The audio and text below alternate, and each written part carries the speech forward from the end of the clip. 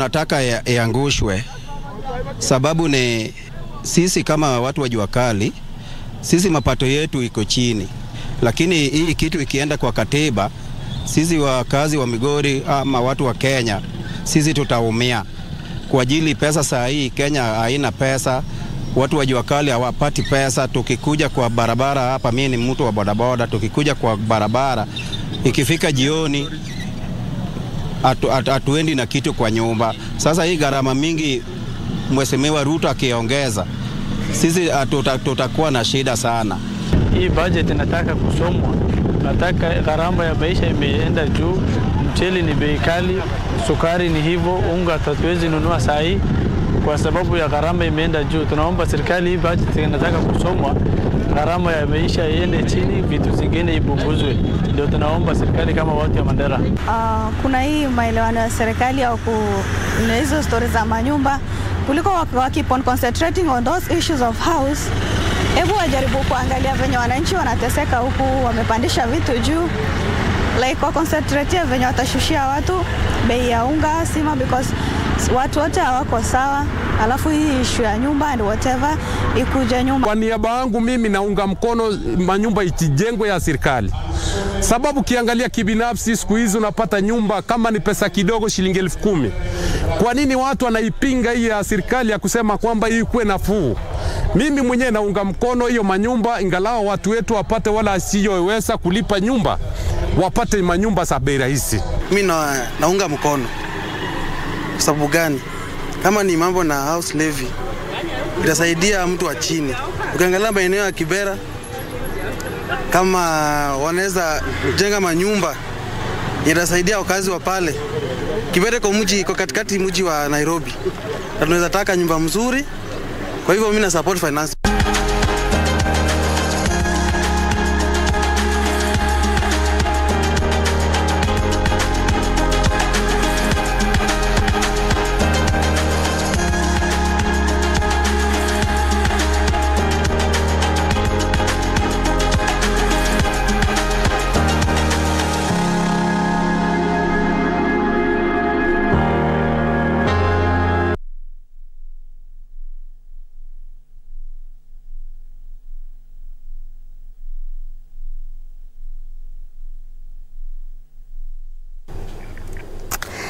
Indeed, a very good evening to you. Thank you for choosing to stay with us tonight on the scorecard. My name is Marie Yambo. My colleague Brian Kimani is away. Nevertheless, the team of experts is in studio to unpack today's discussion. Well, before we get into the discussions, we want to look at the numbers. Definitely we'll be coming back to what you've already listened to, what Kenyans are, their sentiments on the finance bill and what the finance bill is all about. The cost of living is high. That is what they're saying. So we'll be coming back to that. But before then, we want to look at the numbers. Let's remind ourselves what the finance bill 2023-2024 is all about. Definitely, this is the number, that is 3.6 trillion shillings that the government is hoping to actually raise in order to run the government. Now, previously, it's coming from 3.39 trillion shillings in the past regime. Now, 2.6 trillion shillings is what the Kenya Revenue Authority has been taxed to collect in ordinary revenue. We will be coming back to this number together with my panel of experts to talk about it. Domestic borrowing and external borrowing will be part of what will be financing the 3.6 trillion shillings. So before I delve too much into these numbers, I want to introduce my panel of experts, and I want to start from my farthest left, and that is Ernest Muriel, who is an expert in tax and and audit. He has 20 years experience in the field. Next to him is Whitney Micheni. She is a political economist. She's a familiar face here on the program. Next to her is Professor Fredo Bola. He is a governance expert. He's also a very familiar face here. So I will be engaging you guys on these numbers and unpack it for Kenyans to understand. So before I go very far, the 2.6 trillion shillings is what the Kenya Revenue Authority has been taxed to raise in terms of ordinary revenue. I don't know, maybe I could start with you, Ernest. What do you think of this 2.6 trillion shillings as a target for the Kenya Revenue Authority? Very ambitious.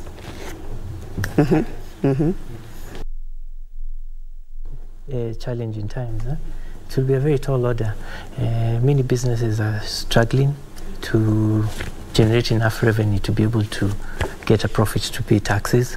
So KRA has a serious job to do. Okay, we will be coming back to this 2.6 trillion shillings, because definitely it is what we want to understand, whether Kenya Revenue Authority has the capacity, you know, and if not, what are the implications to that? What's your take, Whitney? Thank you, Marie Ambo, and also a good evening to you viewers.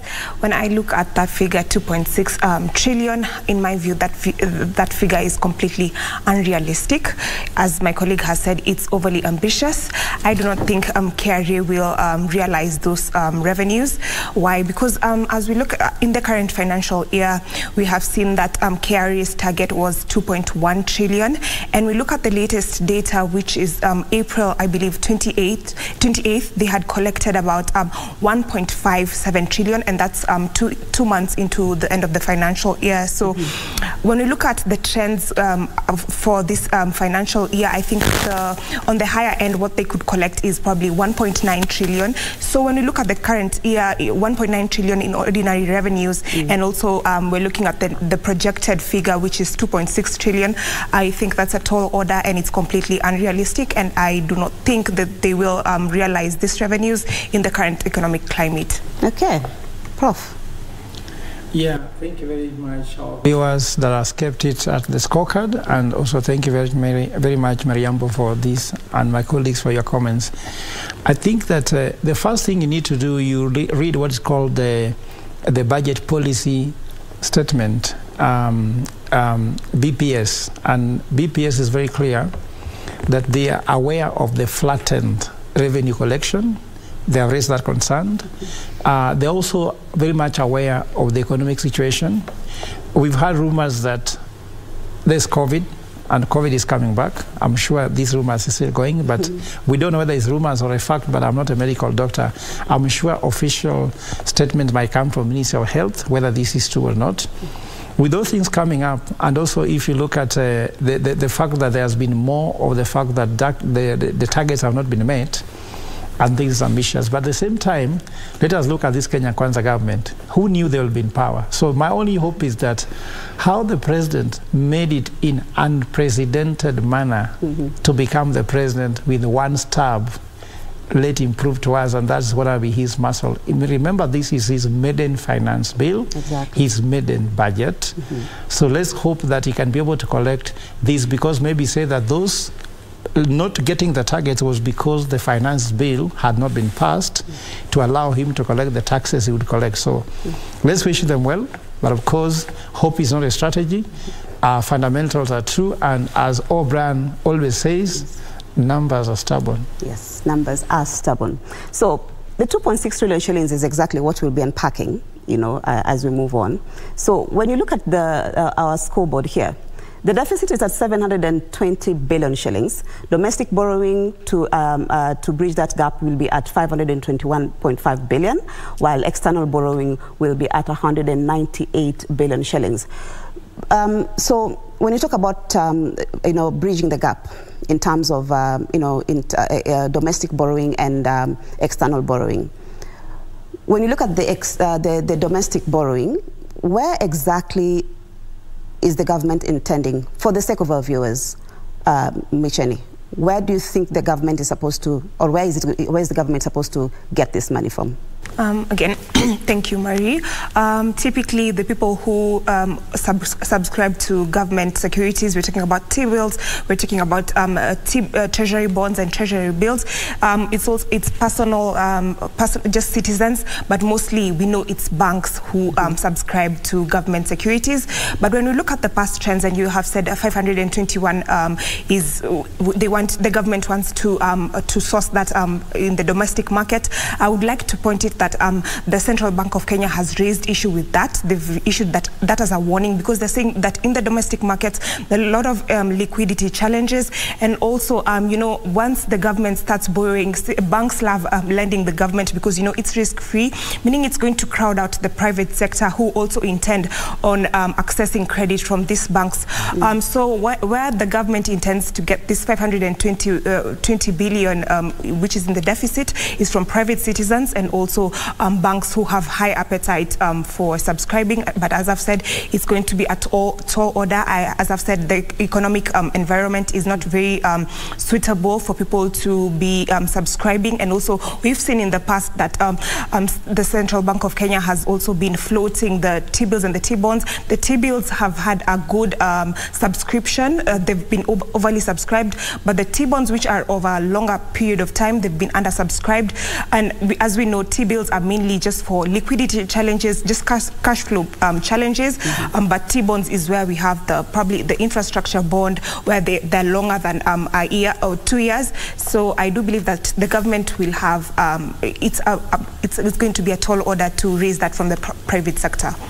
And definitely, you've already mentioned the impact that it will have. If banks, the ones who are going to be lending to the government, so that means the private entities or individuals like you and me might actually find it very hard to access credits and all that. But I want to move this forward to the external borrowing, which is at around 198 billion shillings. And I want to engage Ernest on that, because our public debt is at all-time high, 9 trillion shillings. So at 198 billion, with a repayment of debts at about 1 trillion shillings, 991.3 billion shillings.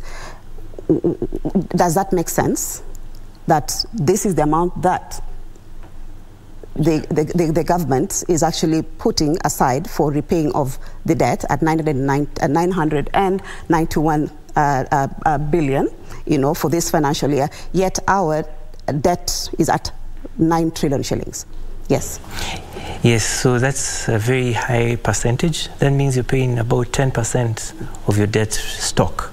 So 9 trillion to 900, nearly 1 trillion shillings, about 10%. That's a very high number. That means the debts are fast maturing, and fast maturing debts, the need for recapitalizing or extending the tenor is really, really required to be done as an urgent measure, so that you do not pay a huge percentage of your collections in a year. A third of your collection going to pay in debt is a very high number. So you think this is realistic for the government to actually cap it at that? I think going into the future, it's not realistic. Yes, because you're paying a third of your collections to debt. That's a very high number. Okay. Yes. So, Prof, 9 trillion shillings, that's the public debt. And there's this debate that is it time for us to relook at the debt ceiling and increase it? Would you advise that is something that the government needs to look at? Because moving forward, like Ernest is saying, it's not feasible to actually put this amount of money into debt repayment. So is it at the time that the debt ceiling is actually relooked so that, the government has more room to borrow or something of that sort? Yeah, actually, Mariambo, there's been a lot of economic schools of thought here, whether you need to talk about debt ceiling or debt anchoring. And the difference is that debt ceiling is a ballpark number. And this is just for the sake of the fact that some people, if you allow them room, they can do anything. So that's why Parliament normally keep the debt ceiling just for discipline. But if you ask me, Kenya is not having a very high ratio to GDP. Kenya is doing around 75%. US is doing over 176%. Japan is at 275%.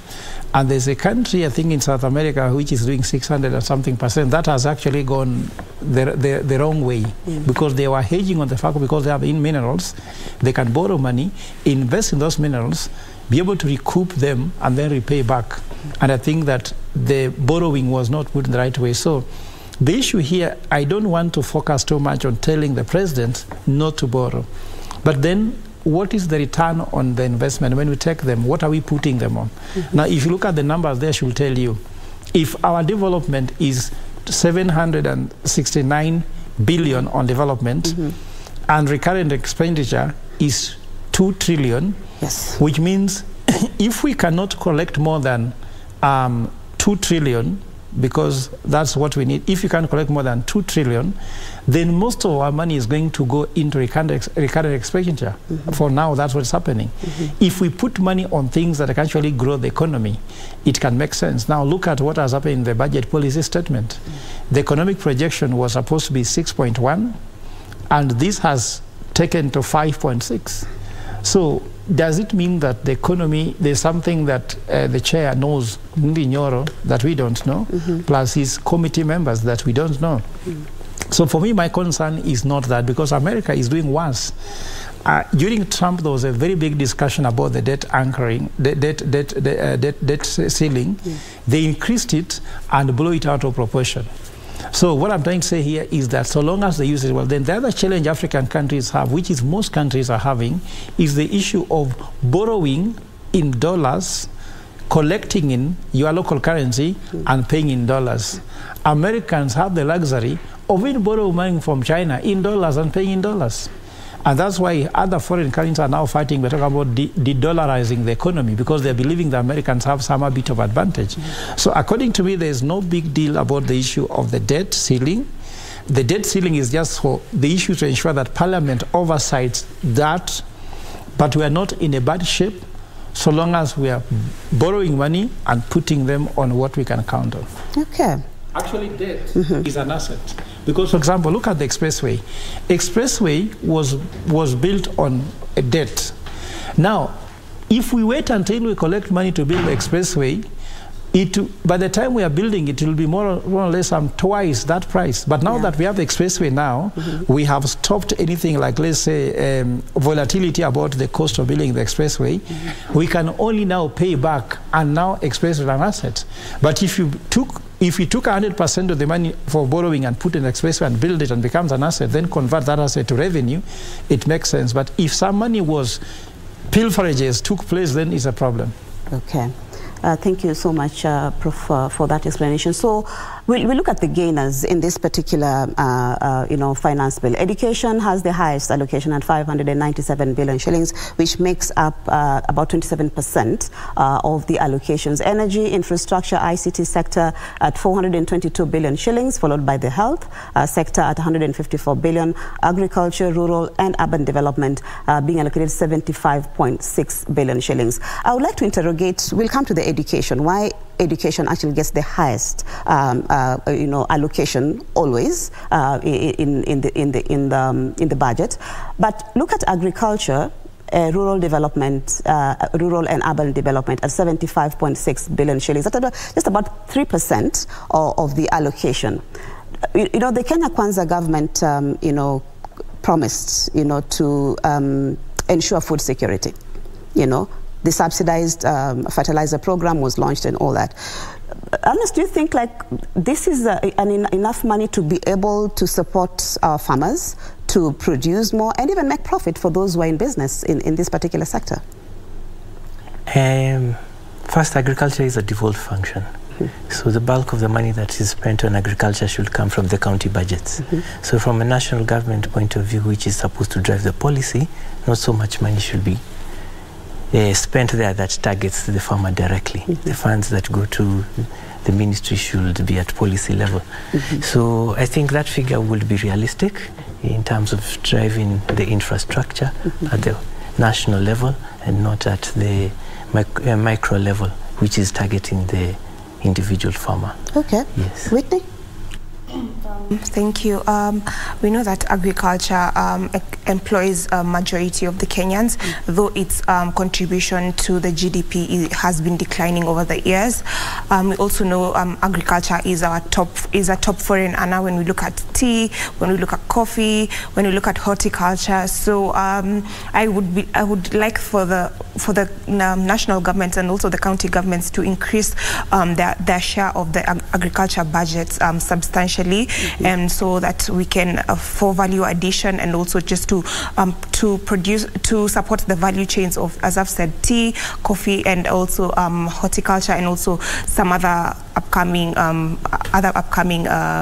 other upcoming things that are in the county value chains. Okay.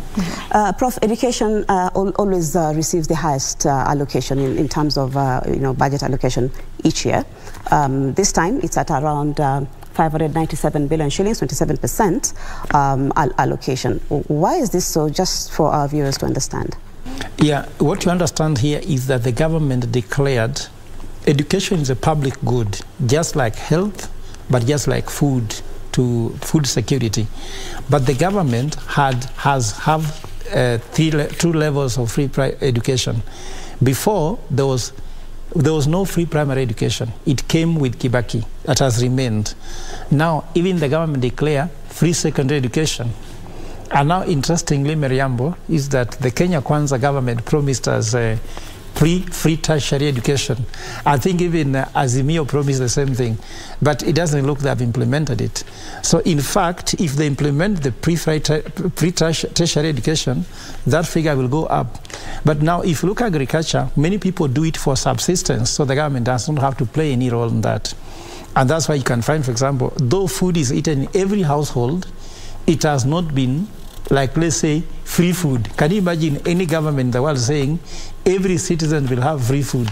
So that's just the reason why if you go across country, even if you go to Uganda, you'll be amazed that the amount of government budget going to food is not very high compared to education. Because people believe that when you educate somebody, they will be able to buy their food in the end. For example, later on, if we can look at it, I don't know whether housing falls under infrastructure, but you may find that later if you clear, for example, housing to be a public good where everybody has to have a house built for them, you might even find housing competing with education. So it's just about the government policy and policy education that tells the budget moving towards education, because everybody has basic, and sometimes they call it compulsory education. So if you don't take a child to school, you should explain to the government why you're not taking a child to school.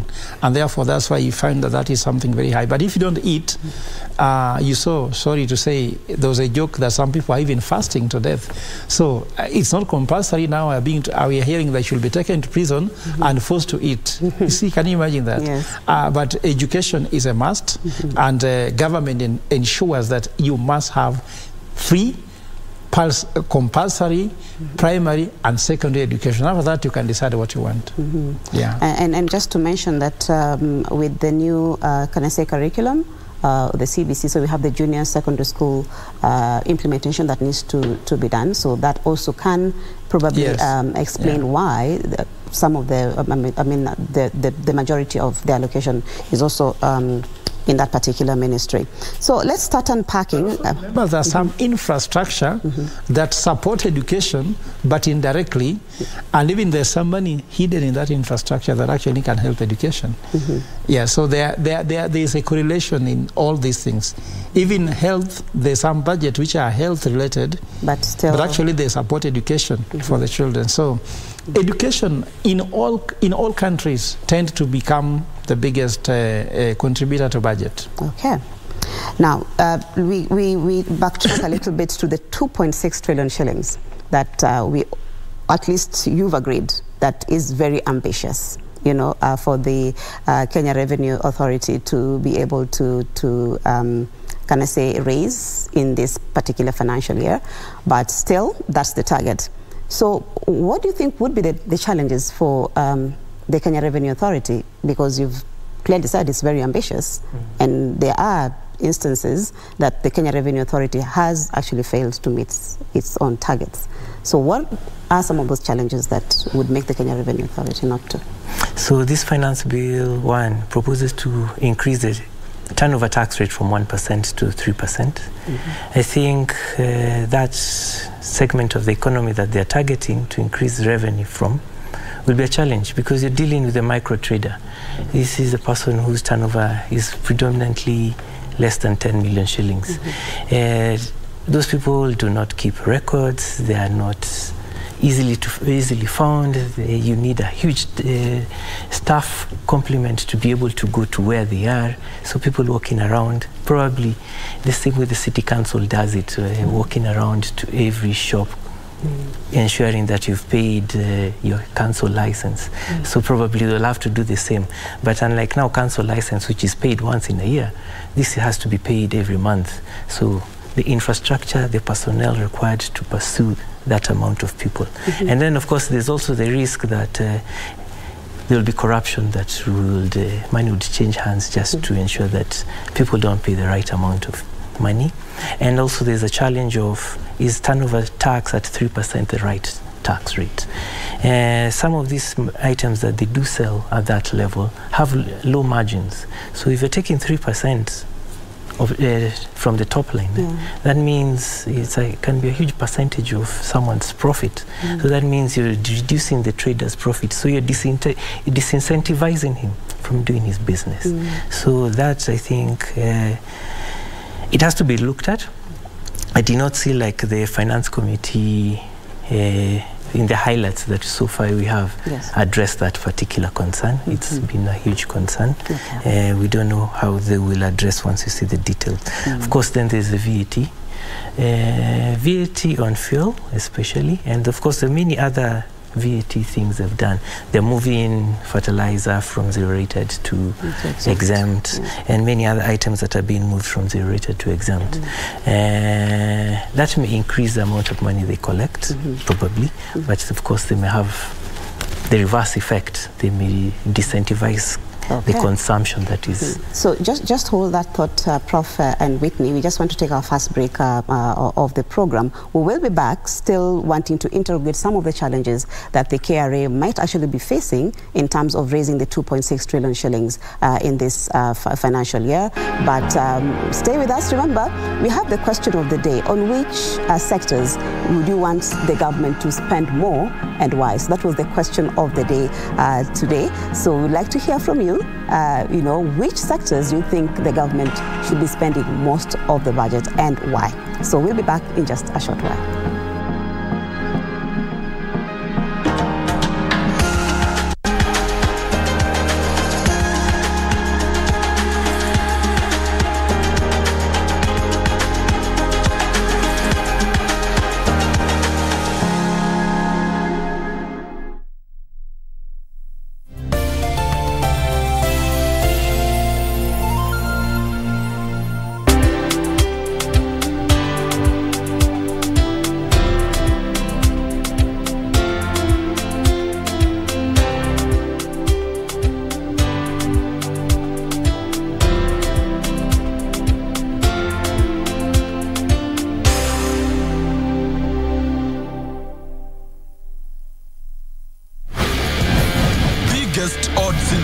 Every day on selected matches. Make a decision. Mozart Bet. Welcome to East Africa. This is Safari Rally Kenya. The WRC Safari Rally is set for June 22nd to June 25th in Naivasha. This year's event, the 7th leg of the WRC calendar, consisting of 19 stages, will see drivers, among them defending champion and series leader Khalid Ovanpera, battle in what's considered as the toughest rally in the world.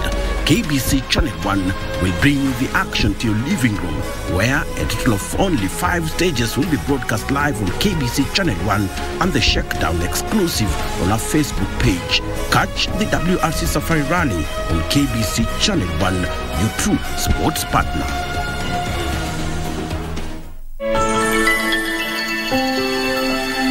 Naweza taka nini aso? Tutajuaje?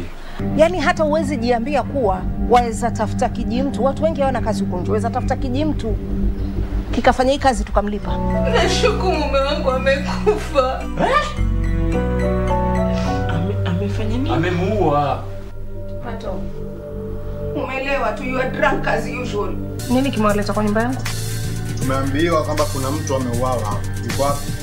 Na hii si nyumba ya mzee Mapapa. Wewe ulisema hiyo dawa niweke kwa chakula sio kwa juice. Na mimi hiyo shughuli ilikuwa nianzie leo. Sawa, kama sio basi ni nani?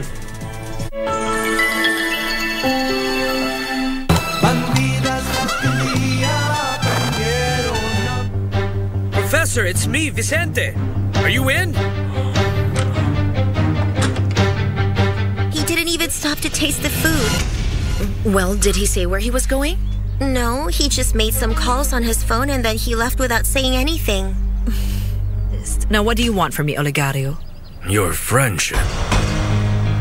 Are you thinking that just because we're friends, I'm going to stop working for Rodrigo Irazabal? No, I'm not expecting that much. Think about it, Gaspar. Turn in Olegario, whatever, but if I were you, I would leave. I don't think he cares what I do.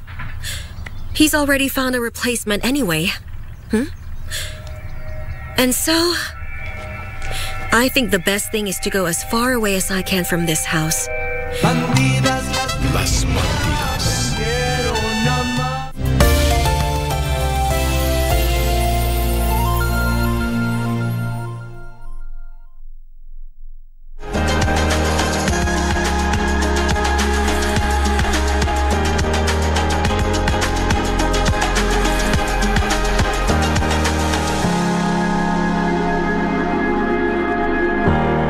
So we continue with the debate here in the studio. Behind the scenes, it's been fire, if I may call it that way.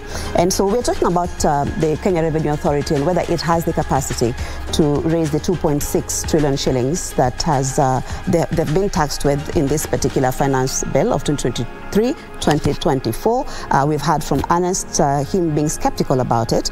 But Prof, if I may bring you in here, 1.2 billion shillings is what has been set aside for this in this particular finance bill to help the Kenya Revenue Authority to, employ more people, almost like police, the citizens, to ensure that they, pay taxes. Is this something that will work, or we might just be putting money into, pockets with holes? It depends on where this money is going, Mariambo. Being I'm a businessman. I also have been managing business. I usually see that sometimes people add more bodies, but what could have been good is the system. Remember, the president went to KRA, and remember his remarks. I just wish you could show those remarks somewhere. He told them, must I come from State House to tell you what you need to do? I've initiated this digital process to do. Is that my work? I think he was almost scolding them, which means that maybe there's a moral issue. There's the issue of motivation. Sometimes when you motivate few people, they can execute to you than having very many demoralized people. Have you ever seen a polygamist who sleeps hungry? Because you can think by marrying more women, you can actually be able to eat more. But sometimes you find them actually finding there are no ways to eat, which means if none of the women are happy, there is no need. That is bad analogy, nevertheless, but I'm trying to say just adding more people doesn't happen. So the issue is, are they having the right processes? Are they the right systems? Have they been incentivized?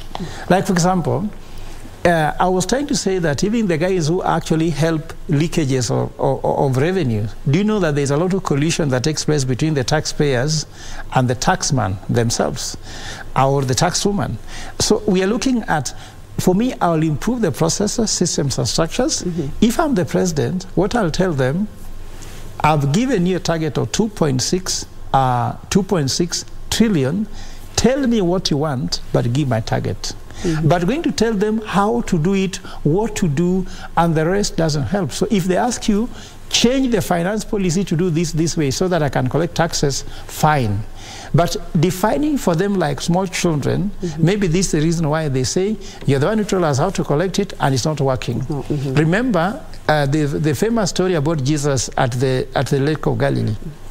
When Jesus saw the disciples put down in the deep, then they argued because they knew Jesus is not a fisherman.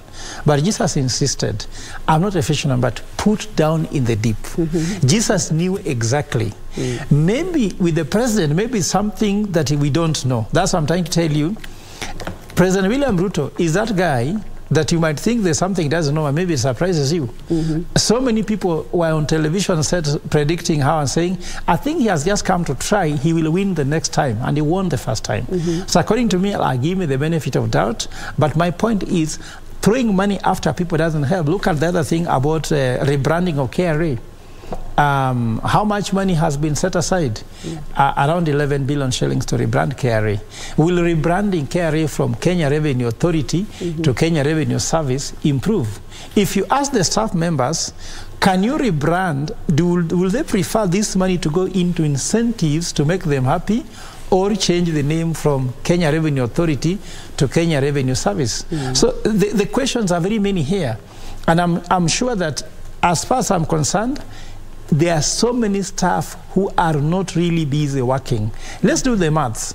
How much revenue per staff will you do to bring the 2.6 trillion?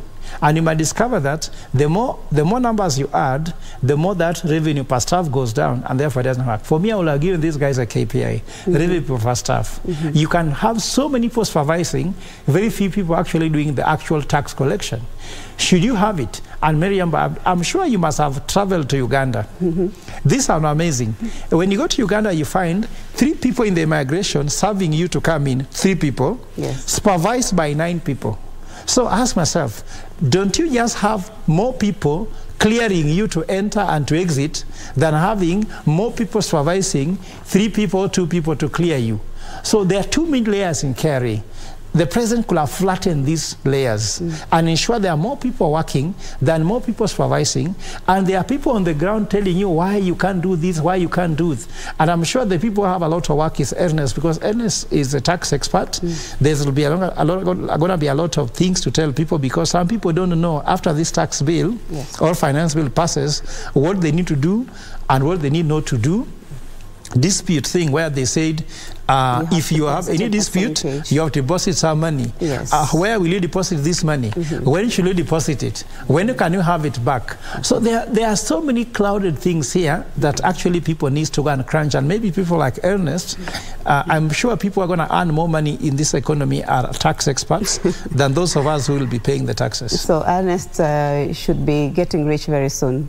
Yes, if it doesn't, that's up to you. There are so many gray areas in this. So honestly, you need to take advantage of that, as Prof is saying. And so clearly, like you're saying, Prof, is that having more people or employing more people is not equivalent to being successful in terms of KRA's ability to ensure that the taxes, they meet their targets for that matter.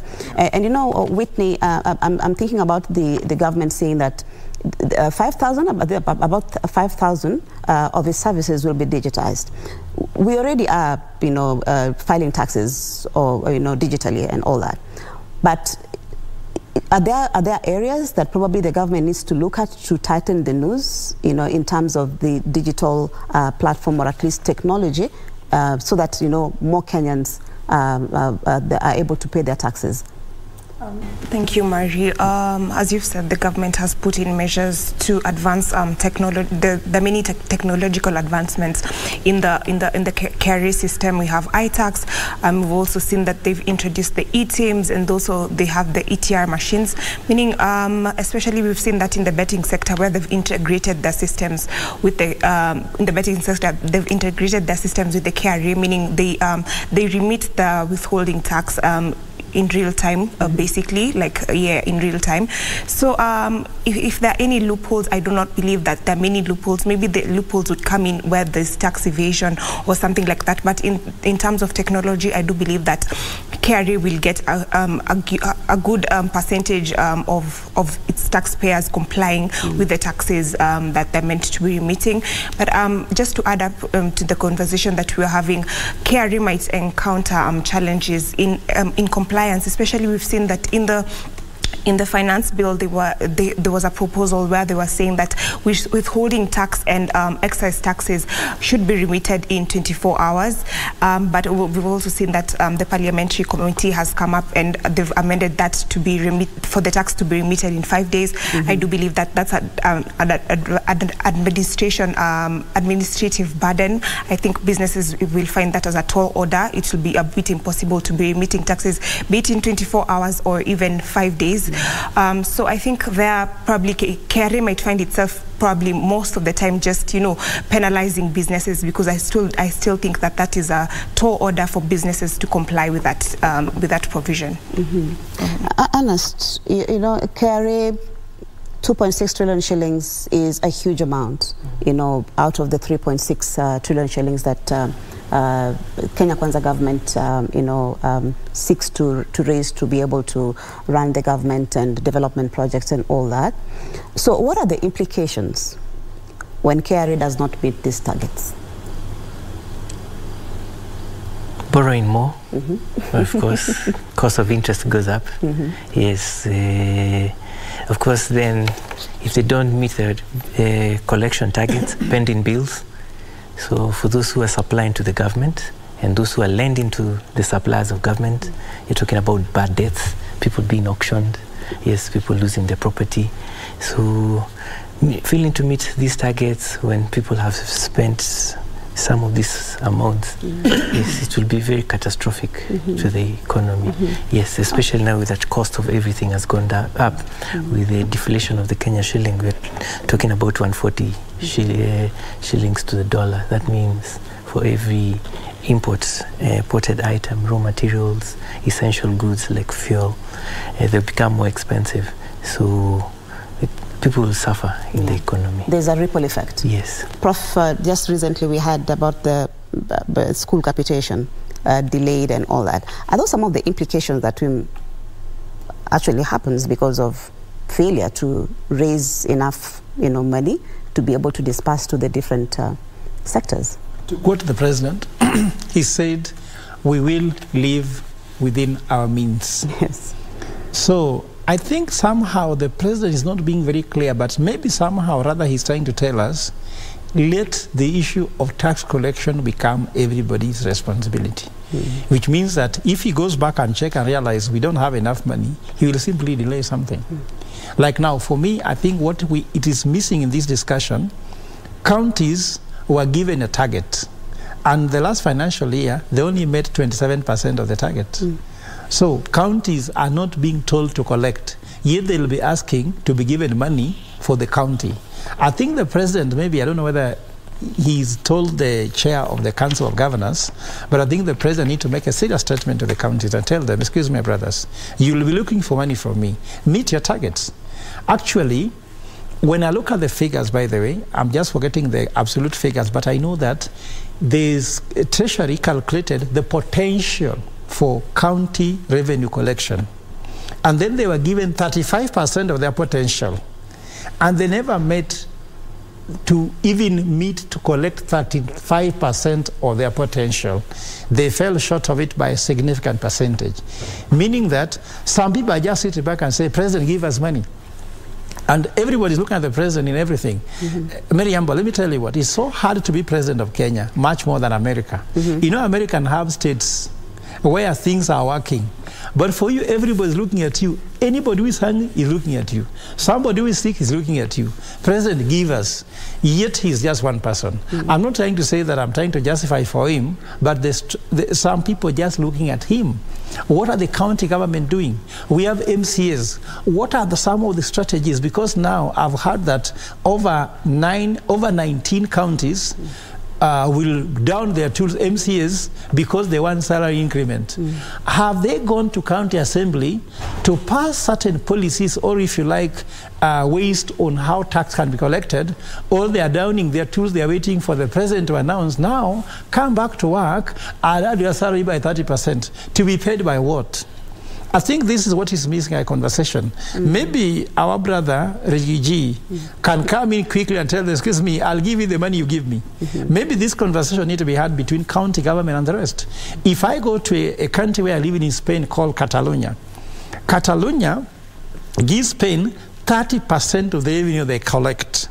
And Spain gives them 16% of revenue, which is the total revenue of the country, meaning they are giving more than they are taking. But our counties here are receiving more than they are giving. And where are we getting them? From the county. So this conversation, county government, national government, I think there should be a conversation here on, can we say we'll give a percentage, of what you also give us from the target we give you. There must be a serious conversation here so that everybody can be scorecarded. Today we're going to scorecard the national government. Are we scorecarding counties and revenue collection?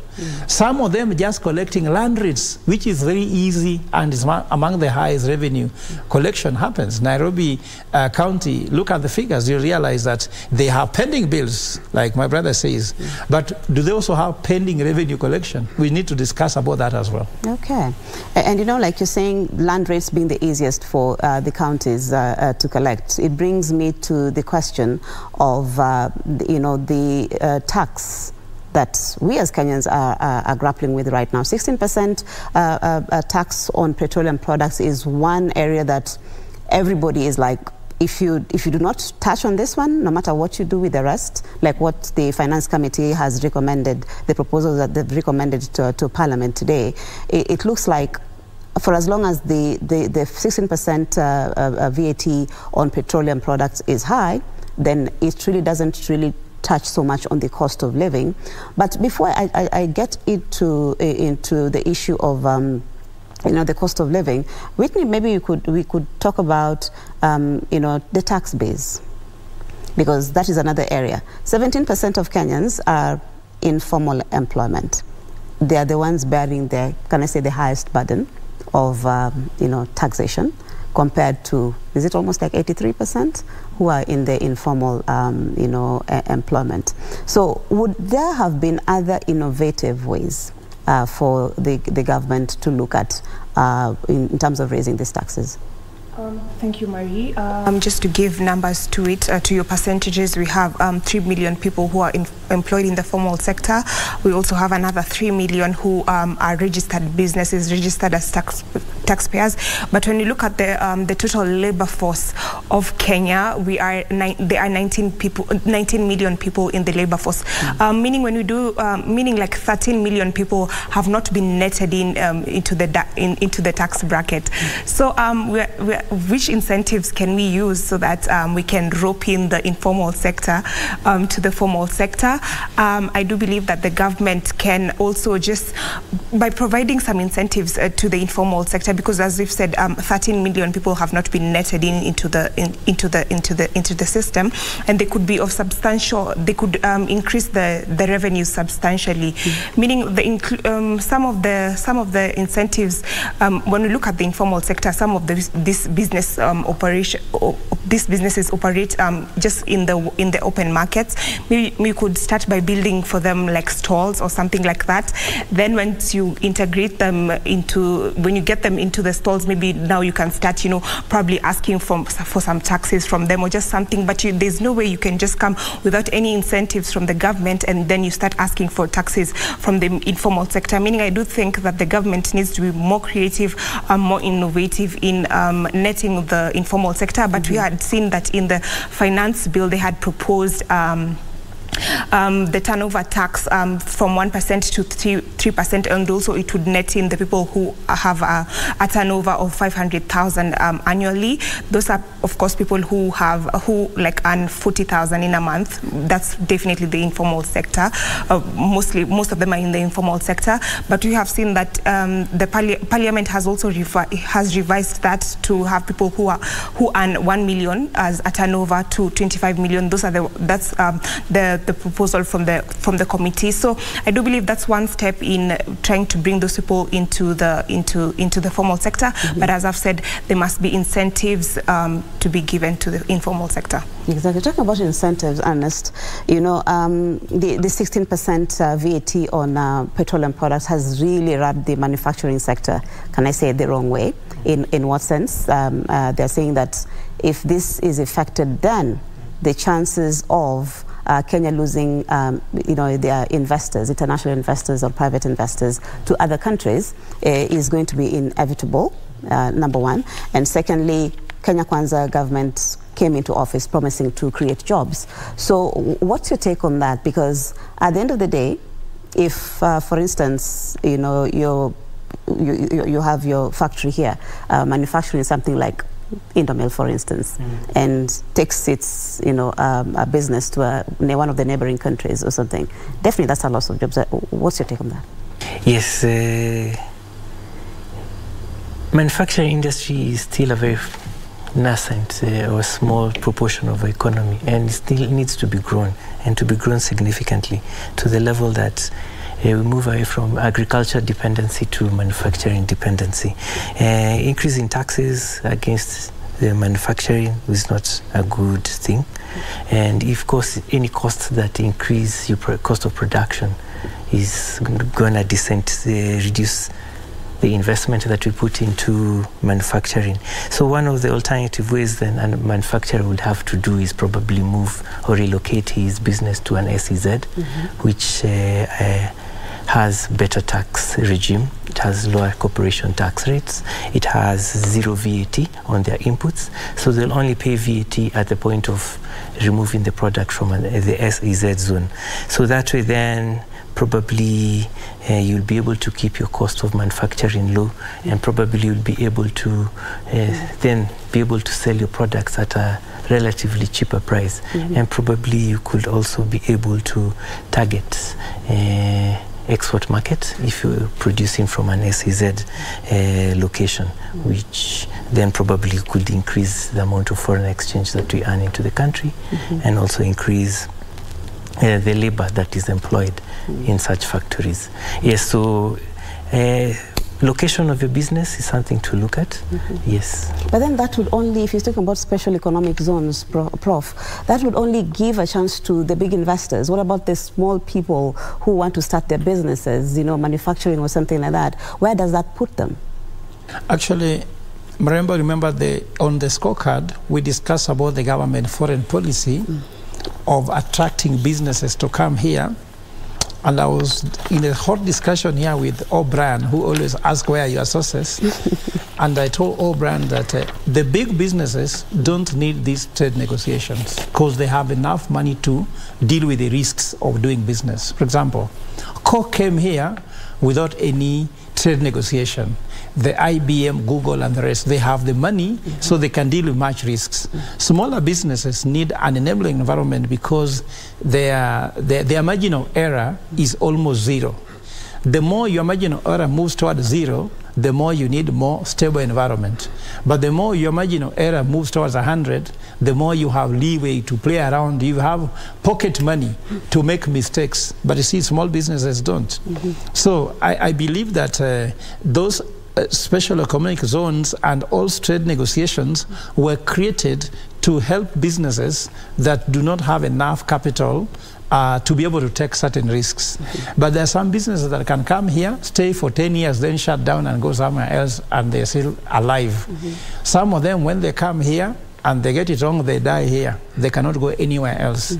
And that's why the US, the Kenya trade negotiations is important mostly to SMEs. If you look at how they said, the main focus is on the SMEs and MSMEs. They're not focusing on large corporations. So there's a way large corporations benefit, and of course there are ways on which the large corporations benefits by then looking for how to create more employment and the rest. So, Mariambo, I just wanted to analyze the issue of manufacturing. You know, sometimes we think giving tax concessions is the only way to attract foreign companies or businesses to begin. But the other way to make businesses like you is if you increase, if you like, income for people. If you increase disposable income for people, then a country where there's more disposable income, a growing middle class, has more potential for businesses to come. You can punish them in taxes, but they know that the margins they are getting will still make sense even if taxes are very high. Go to some countries, for example, if you go to UAE, taxes are not easy there. If you go to London, for example, in UK, taxes are up to 50%. But the buying power is there. And because the buying power is there, companies are not concerned. Go to Singapore. People don't discuss about bread, unga. Cost of living is not a discussion. Income levels are high. How many companies are leaving Scotland, England to go to Singapore to invest? So I'm trying to say that if the government comes with a program, for examst, you have the main argument against the tax bill is that it's going to shrink the middle class. When you shrink the middle class, you might not attract people who target middle class to buy from them, because there are some products which are only consumed by middle class.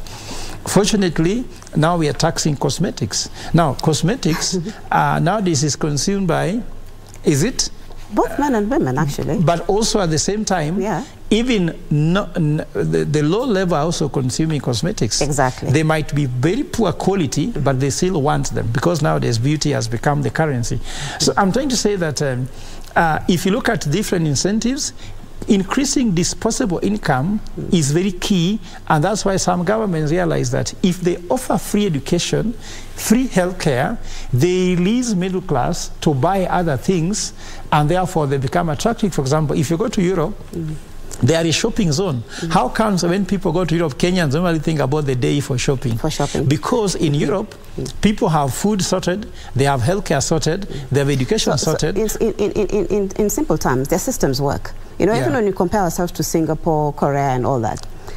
I mean, looking at, personally, I feel like maybe the focus of that discussion has never really been looked at properly, because their systems work. They pay the taxes, but their systems work. But here, we pay the taxes lower than them, but our system, so there's an issue of you always feel trust. you're on your own. When your child is sick, you're on your own. When you go to school, you're on your own. You go to the supermarket, you're on your own. In fact, Ernest, as a tax expert, what we like to task you with, when you look at these numbers on the percentage of taxes, can you calculate to the last accurate number how much bread will be, how much unga will be after all this? Then from there, now we can put people to task and see how the market will look like. Unfortunately, our time has really run out. So we would have liked to unpack it more, and I guess Ernest will be here as the tax expert to unpack more of what Prof is trying to say.